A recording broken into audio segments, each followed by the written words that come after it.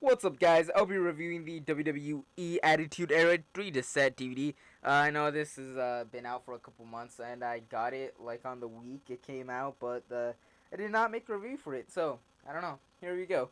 So we got a lot of Attitude Era stars. I would name all of them, but I guess I'll name a few. We got Goldust, Sable, Stone Cold, The Rock, Triple H, Undertaker, Kane, Paul Bear, Shane McMahon, Mike Tyson, Stephanie McMahon, The Big Show, Edge, Christian, Chris Jericho, The Hardys, Gangrel, Al Snow and Head, Dude Love, Kurt Angle, Jim Ross, Jerry the King Lawler, Lita, APA, Yurple, Mankind, Fabulous Mark Merrow, Big Boss Man, Jacqueline, The Dudley Boys, Trish Stratus, Shawn Michaels, and we got Inside Jokes. We got Puppies, Mr. Sako Cholin, uh, the Rooster, Grapefruits, GTV, Jimmy Corderas, Gilbert, got small right there, Vince McMahon.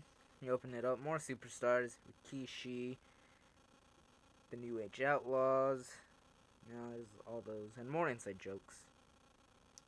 Crapper 316. Okay, when we open it up, we got WWE. I still keep these. We got WWE promotional stuff. We got 1, 2, and 3. Behind disc 1, we got DX Invades WCW Raw 4/27, 1998. Paging Dr. Austin Raw 10/5, 1998. Rock, This Is Your Life 9/27, 1999. Alright, so yeah, that's all the matches. Oh, I'll talk about the documentary. Okay, the documentary was short. It wasn't bad. It wasn't good. It was like in the middle. But I'd recommend it for this set. If this is a good history lesson for the fans like who didn't live like in the Attitude Era when it was in. I was like mostly a what's after the Attitude Era? The Ruthless Aggression Era. There you go. And now I'm in the PG era like everyone else. But the chapters are The Birth of Attitude, Entrance Music, Degeneration X, Austin vs. McMahon, Long Arcing Stories, Innovations, New Demographic, Critics, Expansion Comedy, Wealth of Talent, The World Was Watching, Water Washed Period. Okay. The Birth of Attitude is basically saying it started when Vince McMahon came out on that one Raw, saying that they were gonna change, and Triple H said, like before us, we hope not hoping the fans would know we already changed. We were gonna tell them on before.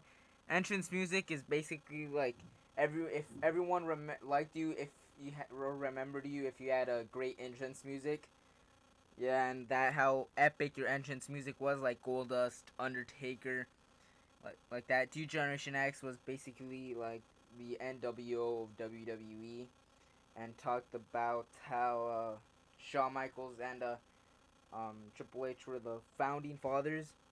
Austin versus McMahon was everyone like the boss versus this redneck. Of course, everyone knows that story.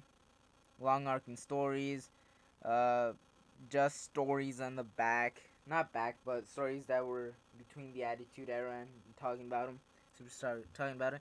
Innovations like ladder matches, tables matches, a lot of like one of the matches that we've seen, hardcore matches, your steel cage matches, TLC matches, Hell in a Cell matches, like that, new demographic that basically that college students during this time and the Attitude Era, uh, people weren't paying their rent to see a pay-per-view and couldn't get enough wrestling.